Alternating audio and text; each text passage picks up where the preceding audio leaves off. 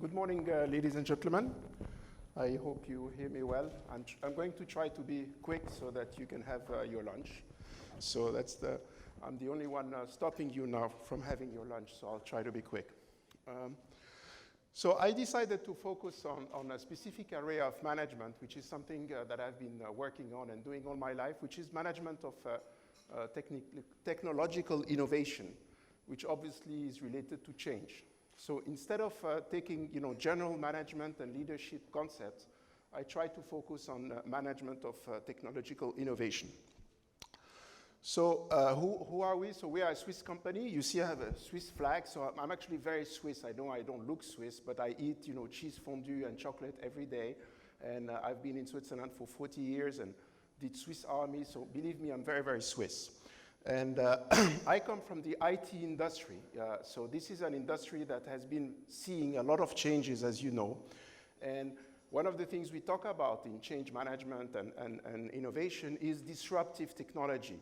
So a disruptive technology is something that is really a game changer. You were doing things in a certain way, there was a certain technology, and suddenly it's completely different. I can give you some examples. For example, about Tesla.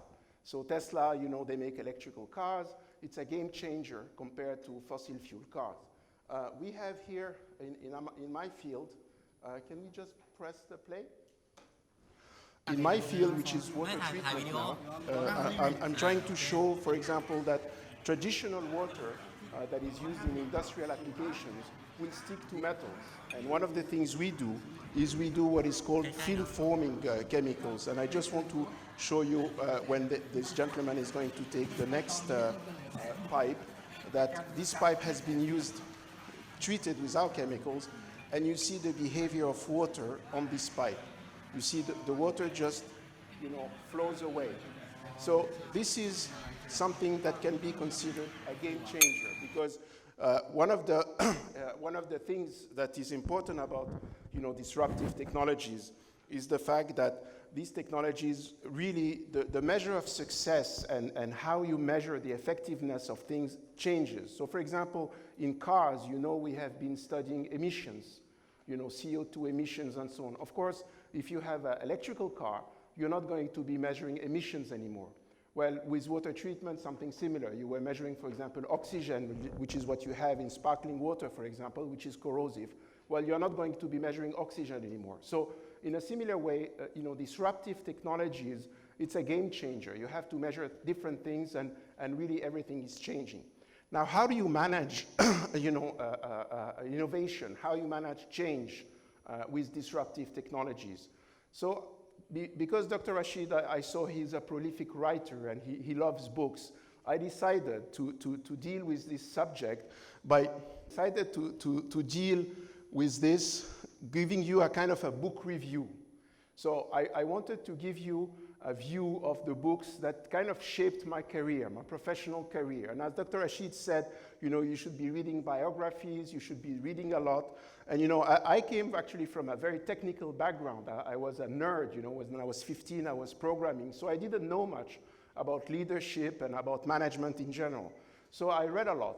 One of the things that everyone must read when you are talking about change and change management is a book written by a Danish gentleman, so somebody from the Nordics, called Chris Christiansen, who is a professor at Harvard, which is called The Innovator's Dilemma. And he describes the concept of disruptive change and how innovations are being implemented. And his basic idea is that any innovation is always implemented or always introduced in the same way. You have some early adopters, people who start, or they like technology, or they get a benefit from the innovation, the disruptive technology. So these people are called the early adopters. I would say today Tesla is probably in the world of early adopters, right? Then you have people who are an early majority, so people who start to use certain things, but they kind of followed a little bit the early adopters. And then at some point, people become the late majority, and then it's the laggards. I would say the late majority are people, I don't know, who might be switching to smartphones. I saw, the other day, I saw somebody next to me, he still had one of these older Nokia phones, so I guess he's a laggard. I would say he's a laggard. So this is just to give you a view on the cycle of technology. Now, how we go about, all of these steps, of innovation and adoption of technology? So this goes back to the part of my discussion, which is about more general management. So first of all, so I'm going through all these different books, and I will give you one or two anecdotes about each book. So one of the most important leaders, I think, in the last 40, 50 centuries is Jack Welch, who was, the successful CEO of GE when GE was considered, a successful organization. So it was some time ago. So Jack Welch, he wrote this book. And what is very interesting about this book, I learned, I think, maybe 3 things from this book. One of the things was you have to set stretch goals. Stretch goals. So you ask your people, what is the goal that you can set for yourself? And let's say you add 10, 20%. So, if they tell you I can sell 100 Tesla cars, you tell them, well, I want you to sell 120. Because even if he's achieving only 80% of his stretch goals, well, it's still more, right? So he was putting these stretch targets on people so that people do better than what they think themselves they can do. That's the one very important point. A second very important point that he makes in his book is, a deal is not done until it's done. So this is very important because, again, you are dealing with change. And, he describes 2 times, I think General Electric tried to sell a division to Philips. And he sent his people from the United States to Holland to sign all of the agreements. And everything he signed is just the board has to approve it. And the board didn't approve it. And so they had to renegotiate. He sent another team from the United States. And again, the board didn't approve it. And in the end, the board did a deal with another company, the Philips board. And this is Philips and GE, right? So it's not done until it's done. So this is a very, very important point he's making. Another point he's making is, succession. Who are your next leaders? And it's very interesting because he describes his approach. So he would meet with his top people and tell them, suppose you and I are on a plane tomorrow and we die. The plane crashes and we die. Who you think should lead the organization? And I think this is a very interesting approach. So you're taking yourself out of the equation. You're taking the person who is sitting with you out of the equation, so there are no rivalries. There is no jealousy anymore. We are both dead, right? Who is the right person? And this gives you a very interesting way of dealing with succession. Another important point is how do you deal with your engineers? And we talked about the Swedish approach that you can be open and talk about things. So Mr. Honda, is very interesting because his engineers, obviously he's an engineering genius, right? But at some point later in his career, his engineers were secretly doing air-cooled engines. And all the combustion engines before, they were based on water cooling, and which is very complex. But for lighter engines, like for motorcycles, you can't use water cooling, to keep the motor cool. So the engineers, they were secretly working on this air cooling, and they were not, they were afraid to tell him, but eventually, he listened to them, and this is how Honda became the leader in air-cooled motors. So it's not that Mr. Honda had this brilliant idea. No, this idea didn't come from him. He never believed in it, but somehow he listened to his people. Another very interesting and very important point that you have to have, and I'm giving you all these books that I've read through my career, and I think they are wonderful books, and you should try to get them and read them. They're all available on Amazon. I got the pictures from the Amazon website. So this is the founder of Sony. Actually, there were 3 founders, but what I found very, very interesting about this book is 2 points. One of the points is that this gentleman, we are talking Japan after World War II, right? After Pearl Harbor. After Japan was destroyed, and with just 2 or 3 of his colleagues, they founded Sony. And Sony became reasonably successful, building from the ashes in Japan. Sony became reasonably successful in Japan, but it was just a Japanese company. So this gentleman did something amazing. He took his wife and his 3 or 4 kids, and he decided to relocate to the United States. And he moved to New York. He bought an apartment on Park Avenue. And you know that in New York, there is the Sony building, right?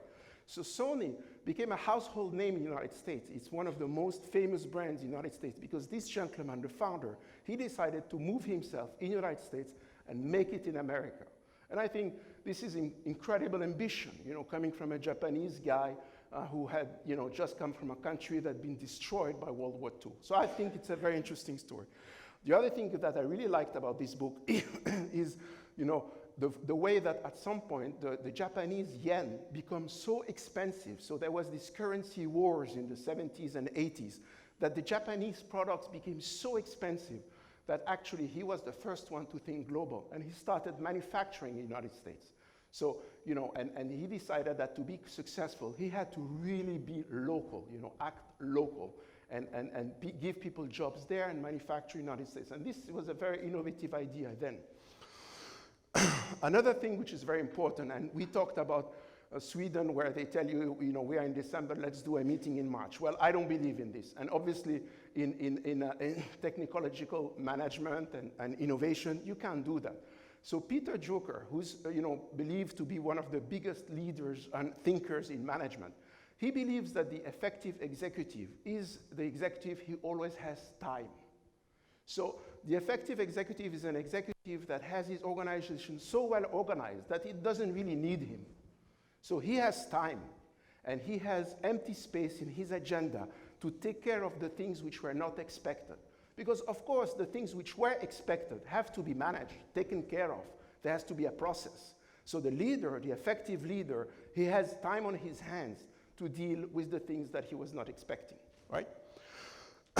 And, of course, you always have your favorite book. So, I describe these different books, and they tend to speak about a specific subject. But when Microsoft founder Bill Gates, and obviously I come from the IT industry, so Microsoft and Bill Gates are very important people, he was asked, what is your favorite business book? And his favorite business book was Alfred P. Sloan's My Years at General Motors. So Alfred P. Sloan was the head of General Motors, who makes Cadillac and all of these wonderful cars in the 50s and 60s.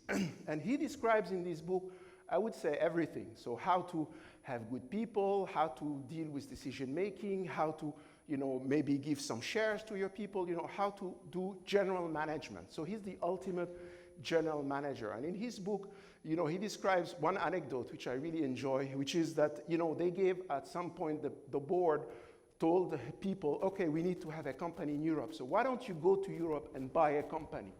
So this team went to Europe, and they found this German car manufacturer that they wanted to buy. And it was in the 50s, and they said, well, we need $10 million. So they telexed Alfred P. Sloan in the US, and they told him, we need $10 million to buy this company. So what do? So Alfred P. Sloan responded by telex, saying, well, the board has asked you to find a company. And if you think this is the right company, and you think this is the right price, the money is available, right? So what did these guys do? They canceled the deal. Because he purely put the responsibility on their shoulders, right? And then they acted as if it was their money. And did they really believe that this was the best company and this was the right price? No, they didn't. They just were trying to do something, right? So he didn't say no. He just put it on their shoulders, which I thought was a great anecdote. So I'm okay. And of course, if you had to read one book and you are not a very big reader, so you can take this 30, 40-page book, which is called Who Moved My Cheese? It's a very funny book. It's about two mices, two little mices, and they are used to go and eat cheese in the same place all the time. And suddenly somebody moved their cheese. Oh my God. So this is change. This is a book about change. How do we behave when there is a change, right? We are surprised, we have to act, we have to find solutions. So all of these different things that we do when there is a change. It's a very, very thin book, easy to read, very entertaining. So I recommend it.